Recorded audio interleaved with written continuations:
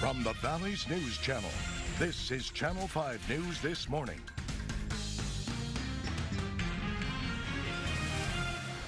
Good morning, everyone, and thanks for joining us. We have made it to Friday. So excited about that. Yes. Look at that.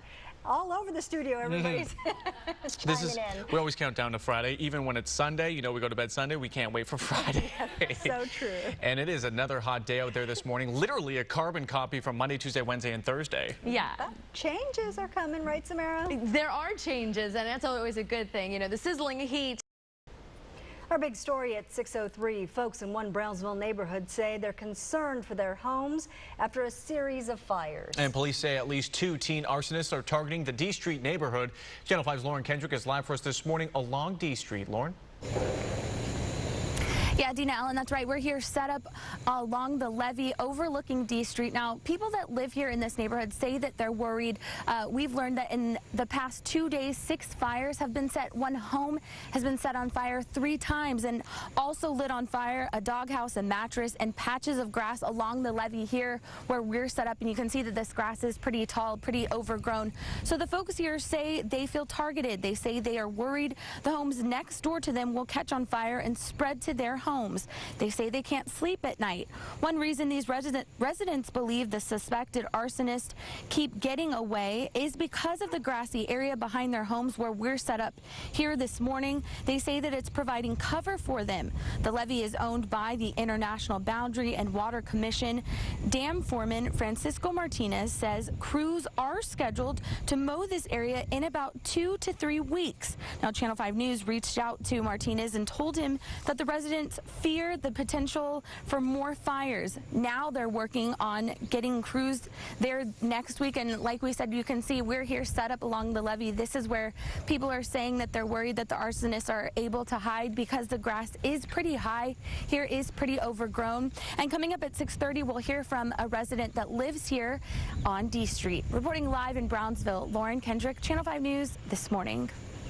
If you recently ate at a Wendy's in McAllen, Wesco, Harlingen, or Brownsville, your credit and debit card information may have been stolen. The restaurant chain says crooks broke into Wendy's pay systems and stole customers' credit and debit card information.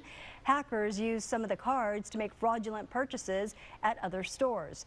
The chain in Wesco is on North Texas, in McAllen on East Jackson, in Harlingen on both Ed Carey and Dixieland, and in Brownsville on Main Street. Wendy's is offering 1 year of complimentary fraud consultation and identity restoration services to all customers affected. All you have to do is call 1-866-779-0485 for information. Businesses in Mission must post no smoking signs at all entrances by the last week of September. The city passed a smoke-free ordinance last month. Smoking will be banned inside all enclosed public spaces once the ordinance takes effect.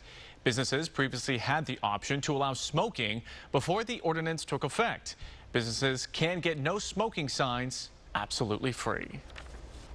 Now, if you want a smoking area inside a restaurant, you would have to have a dining area outside the building in order to have people smoking in your restaurant. And so besides that, you have to be away approximately 20 feet away from the entrance of any public building. Anyone who violates the ordinance may be fined up to $200. You can learn more on our website at krgv.com. The 2 police officers involved in the fatal shooting of a black Minnesota man have been identified. They're identified as Officer Geronimo Yanez and Officer Joseph Kauser. Officials say the 2 have been with the St. Anthony Police Force for 4 years. Philando Castile was shot during a traffic stop in Falcon Heights on Wednesday. The case is under investigation. And the Louisiana governor's office says the Justice Department will be looking into whether civil rights or any other federal laws were violated in the death of Alton Sterling. Sterling was shot and killed early Tuesday during an altercation with 2 police officers in Baton Rouge. The U.S. Attorney's Office is handling the investigation into his death. And we continue to follow breaking news out of Dallas. Gunfire and chaos controlling the city. 5 police officers killed by snipers during a protest over police killings. ABC's Stephanie Ramos is live for us this morning in Washington. She joins us with the very latest. Stephanie, good morning. Good morning to you. Well, as civil protests took place across the country over the shooting deaths of 2 black men by police officers, a protest in Dallas quickly turned chaotic. A barrage of gunshots erupting through downtown Dallas, causing panic and chaos across the city. Police trying to clear the area. We had people jumping over the fences.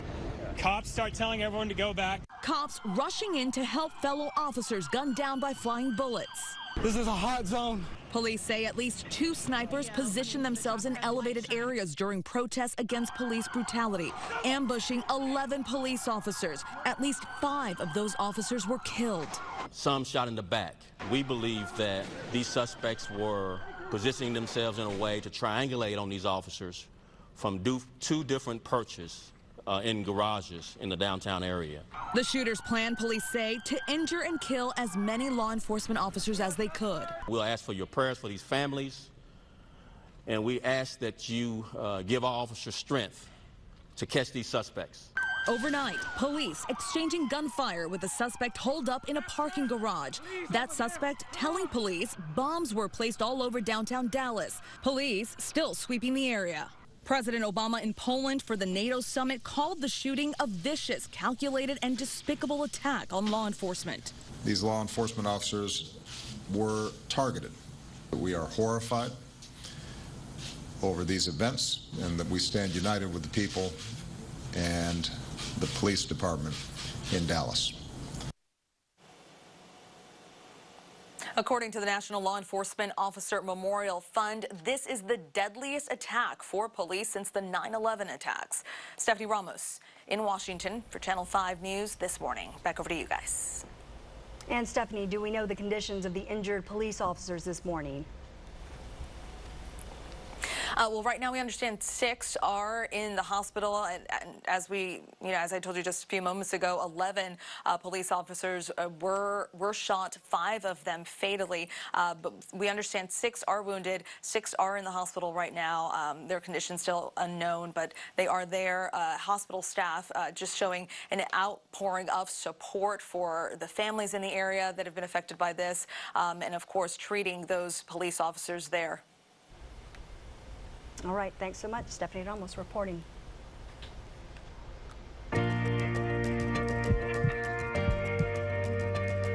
And today is our Senior Expo. You can learn more about aging health from different organizations. Silver Ribbon Community Partners provides education and other resources to prevent abuse, neglect, and exploitation. The Harlingen Senior Community Center and Crossroads Senior Center has education, wellness, and physical activity programs and support for caregivers. The expo kicks off at 12 noon at the Event Center at the Rio Grande Valley Livestock Showgrounds in Mercedes. All these organizations will be there until 6 p.m. And a look at the First Warn 5 satellite doesn't show much in terms of cloud cover, but you may see a few clouds before the sun comes out in full force this afternoon. The heat is on again today. We'll break down your hour-by-hour forecast, and we'll have a look at the weekend right after the break. Stay with us. And this morning, we want to remind you, if you have a tip or a story idea, give us a call, or remember, you can send us an email. You can reach us at 866-797-TIPS, or we're just a click away at tips@krgv.com. Breaking news, breaking stories. We'll have a more detailed outlook coming up in your 7-day forecast. For now, we're going to go over to Alan Campbell with our traffic report. Well, it is a warm start to our Friday morning. If you are planning on hitting the road soon, make sure the air conditioning is working inside your vehicle or have those windows rolled down, because it is going to be a hot morning commute. But besides the heat, everything is running smoothly out there this morning. Right now, let's head up to the Upper Valley, take a live look at the intersection of Nolana and Jackson from our McAllen Bureau from Sky 5. Traffic very light out there this hour. Remember, if you are in the far area, you can expect your usual delays at the 281-83 interchange. Now, heads up here if you are in the Lower Valley, as crews are working to repave Boca Chica Boulevard. They'll close all but one lane from Quicksilver Avenue to Eichhorn Boulevard between 7 a.m. and 6 p.m. The project is expected to take 3 months to complete. Also, TxDOT is working on Interstate 69E northbound. The construction will impact the frontage road's right lane from Alton Glore to a quarter-mile south in Brownsville. The project will last through July 11th. And folks, listen up here, because you better better watch out for various closures on Highway 100 as crews there are working to add wildlife crossing areas along the highway. The closures will happen between Share 27 Road and Palm Boulevard. That project will wrap up next year of 2017 in November. And remember, folks, if you see a traffic alert or have a traffic update for us, let us know about it and give us a call. Our number is 968-5555, and we'll be back in the next half hour with another traffic update. A bridge collapse near Houston has left a young girl dead. Now police are looking into a truck driver blamed for the accident. Mission Police are asking for your help this morning, tracking down a suspect who allegedly robbed a pawn shop. Officers tell us the robbery happened last month. The suspect had a gun and a metal pipe. You're looking at surveillance video right now. Officers say he held customers at gunpoint.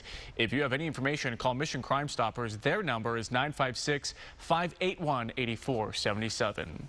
Brownsville police are also looking for an armed robber this morning. Take a look at this surveillance video from the Cash and Go store on Boca Chica Boulevard.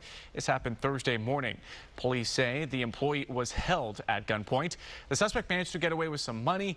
If you have any information, call Brownsville Crime Stoppers at 546-TIPS. Welcome back. Police near Houston are investigating after a truck hit a bridge, causing part of it to collapse on top of a car.